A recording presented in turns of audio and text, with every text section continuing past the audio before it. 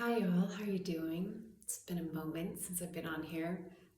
So just in the lead up of, the holidays and people going home, I often get both friends and clients that have a little bit of like anticipation about going back home. And I don't have home per se, like I don't have my childhood home or my family home.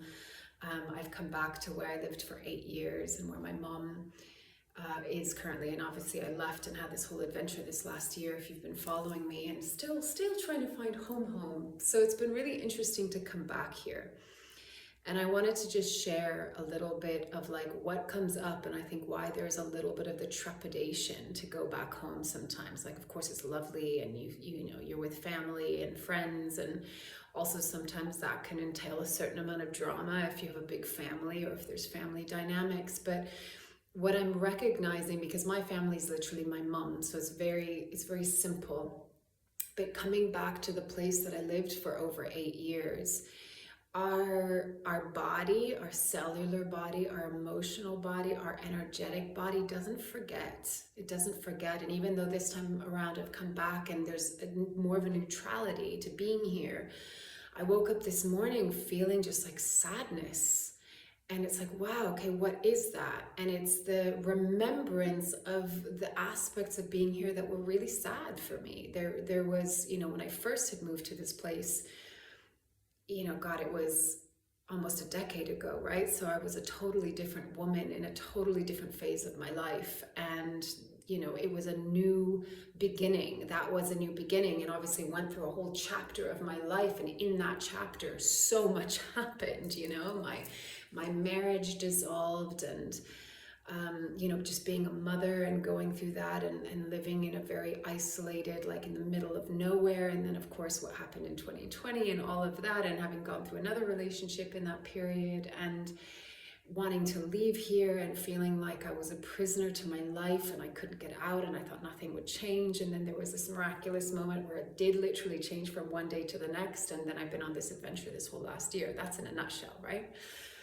But coming back, it's like the reflection, you feel it, you just feel it. And even if there's a neutrality, there's the remembrance, So I wake up and it's like, oh, I remember how, the visions and the dreams that I had were kind of dismantled in a way. And what I thought my life was going to be was completely rejigged and reshifted. And it just reminds me always of the saying of like, how do you make God laugh? You tell him your plans, right? Because what I find getting older, is that life doesn't really turn out the way that you imagine it to be. And that's not necessarily a bad thing, because I think we live in this very linear left brain society that's like, you have to have your 5-year plan and your 10-year plan, and this trajectory that we think of time and life as something linear, that you get from point A to point B, from birth to death. And it's never like that. It's not a straight line. It's not linear. It's all squiggly and messy and cyclical, and it brings you back around to things to either review the lesson, or if you haven't learned the lesson yet. And I don't mean this in a punishing way, but just a point of reflection of what your soul is wanting to gain wisdom on in this lifetime. And just for us to understand what experience is meant to us, so that we can bring a closure to them. Closure always happens inside of us. It's not something that happens outside of us. And a lot of people with relationships suffer for that, because they're waiting for the other person. They're waiting for something outside of themselves to tie that loose end. And you know what? Sometimes there will always be a bit of the fringe, right? The little bit of that end of thread that is always going to be like not quite tidy. And I guess one thing I learned about life is that it's okay for it to be messy. It's okay for it to be imperfect. It's okay for it to not be so drawn within the lines. Like we are taught at school, like stay within the lines. And I'm like, fuck it, go outside of the lines and use whatever damn color you choose. And know that it's like, it doesn't have to be step 1, step 2, step 3 with all your ducks in a row. I love the saying that's like, I don't have any of my ducks in a row. I think like one of them is a pigeon, And it's like, that's life. We've got to get out of this really black and white view of it. And at the same time, really honor and acknowledge that like we're human and we have a feeling body, and we remember things and we feel into things. And sometimes, you know, you go to a place and you remember something in your past. Maybe it's something you don't even know about because it's a past lifetime, but your body feels it. And as we're moving into more of our multidimensional selves, past, present, and future blur into one as we go into the quantum and recognize that there really is no time. Like everything is in this infinite moment right here. But how do we be with our humanity in the midst of it? Because like your human is going to feel, and your human is going to have fear, trepidation, or anxiety, or sadness, or grief. Or this time of year brings up a lot for people. For some it's wonderful and it's magical and it's exciting. For others it's like stressful and terrible. And for others there's like sadness and loneliness. And I guess my invitation to us all is just, can you be with it all with love? Like, to me, the returning home, true returning home beyond just the geographical place that you're going to and who you're with, it's, can you come home to heart? Can you come home to heart? And whatever is arising, can you just drop into your heart? Like, get out of the story, get out of the narrative and drop into heart and just breathe into it and be with it, and know that sometimes it's going to be tender and it's going to fluctuate and it's going to oscillate and it's going to ebb and flow. And it's that's like the pulse of life, right? Is this constant breathing existence. So, you know, for me, my reflection this morning was the first part was like, ooh, I don't know if I want to be here much longer because it's bringing up all of these things and the energy feels really dense and heavy. And then it's also like, okay, can it just be what it is? And can I witness it and observe it and sit with it and allow it, and also allow the past to just be in the past, you know, and don't let that like shrink my light, or don't let that shrink me into my former self.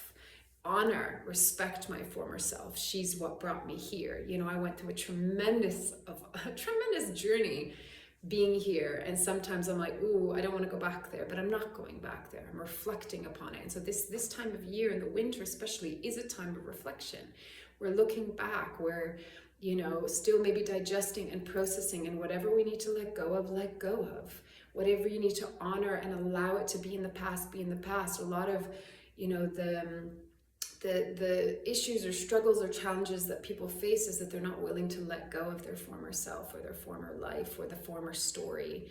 And to like truly come into the now and the present moment is just to observe that, feel it, allow it, and let it be. Like, it's not here, it's not in this moment right now. So whenever the emotion comes up, whether it's sadness or grief or anxiety or anger or frustration, it's like, can you just be with that sensation and that feeling and emotion, but also recognize it's just something that's being triggered from the past. And it doesn't mean you have to relive it now. So we are always at this choice point of, how do I want to respond to this moment? Okay, I'm feeling what's come up from the past, feel it, breathe into it, let it go, and then be who you are now in this moment. Don't go back to the narrative. Don't go back to the character that was playing whatever was playing out in that time. You are a different person in this moment because you've evolved. Even if it's from yesterday to today, there's an evolution in that. If you can sit with it with enough awareness and consciousness. So there's no right or wrong, you know. I think it's it just requires our gentle, loving attention, and that's the invitation I'm you know, offering to you, should you choose to take it, is just, can you be with yourself? Can you be in your heart? Like, just let that be the grounding reminder, is don't get stuck in the mind, drop into your heart, and remember the things that make you smile, like even in this moment, the things that you can be grateful for. And can you bring humor into it as well? You know, it's like, certainly I could be a type that I can go into the sadness, and I can get pulled into the melancholy and all of that. And it's like, I'm trying to just, when there's that space where you can observe it enough and just be the witness for it and not attached to the experience, which was and is not right now, then you can kind of rise into a place where you can kind of chuckle at it, and you can have the appreciation even for the things that were painful and hard and challenging and sad, because they made you who you are. They were an experience, and that's what we're here for, is an experience. And sometimes life is tragically beautiful, you know, brutally wonderful. Like it's a total flippin' paradox. And yeah, I think that's what it is. So, so just go gently with yourself, and be kind and be loving, and remember your heart. That's all. Take it or leave it as feels right for you. Loving you from afar. Bye.